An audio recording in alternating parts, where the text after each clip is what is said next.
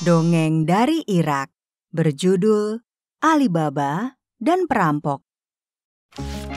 Pada zaman dahulu, di Persia terdapat sebuah desa yang kecil. Di sana, hiduplah seorang penjual kayu bernama Alibaba. Alibaba adalah penjual kayu yang miskin. Ia tinggal di dalam rumah yang kecil. Untuk bisa makan sehari-hari, ia harus bekerja keras. Kalau aku ingin makan hari ini, aku harus bekerja lebih keras supaya bisa dapat kayu yang banyak lalu dijual. Dan uangnya bisa untuk membeli makan. Alibaba mempunyai kakak yang bernama Kasim. Kasim merupakan orang yang bergelimang harta. Ia sangat kaya. Hidupnya dipermudah dengan harta.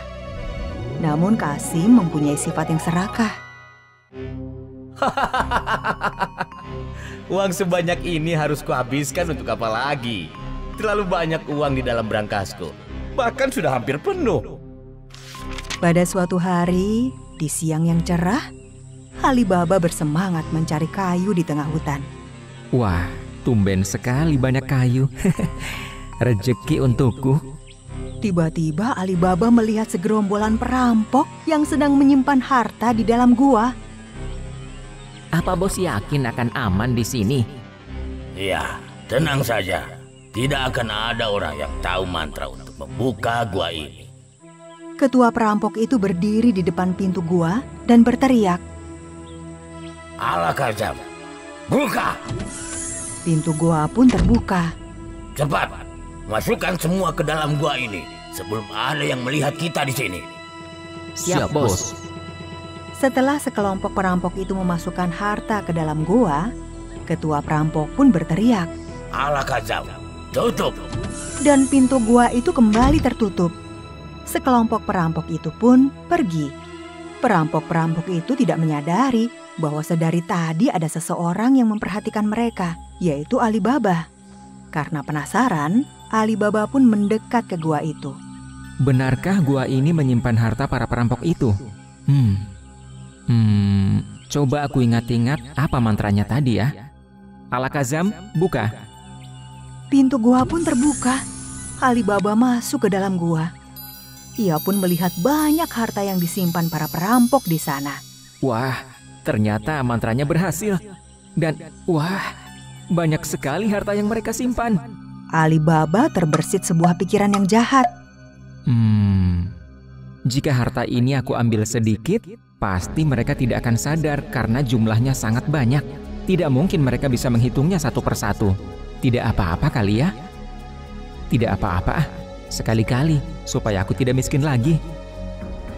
Alibaba mengambil emas, kemudian keluar gua dan segera menutup gua itu.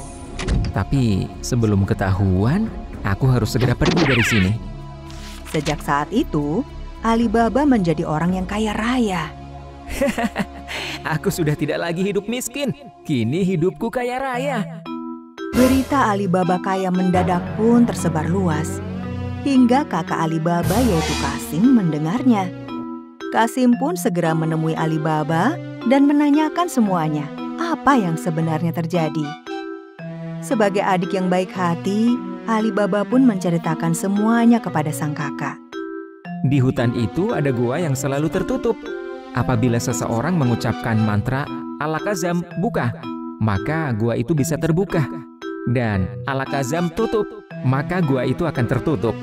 Nah, di dalam gua itu ada banyak sekali harta yang disimpan oleh para perampok. Pantas saja. Terima kasih infonya, saudara. Setelah menemui Alibaba dan mengetahui ceritanya, Kasim pun mempunyai niat jahat. Bodoh sekali Alibaba.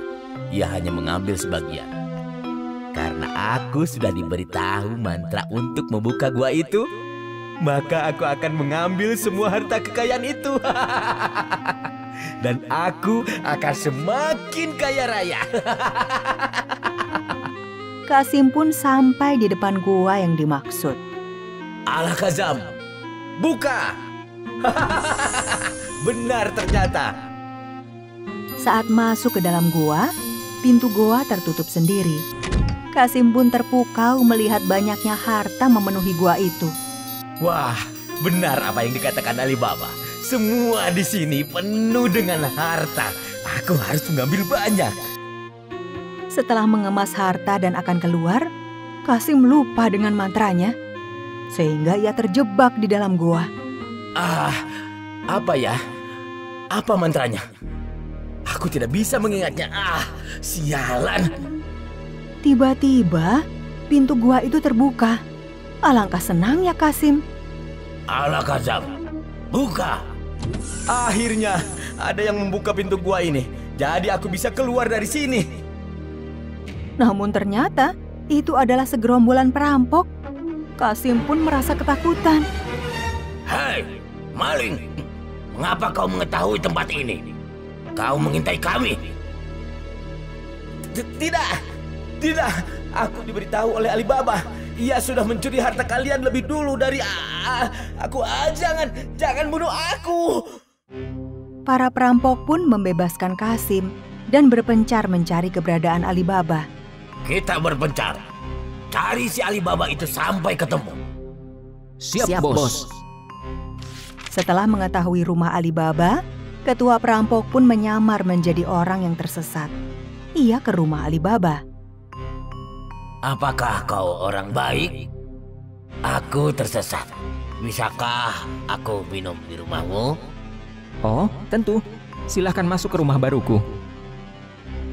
Saat di dalam rumah, Alibaba sama sekali tidak mengenali wajah si perampok.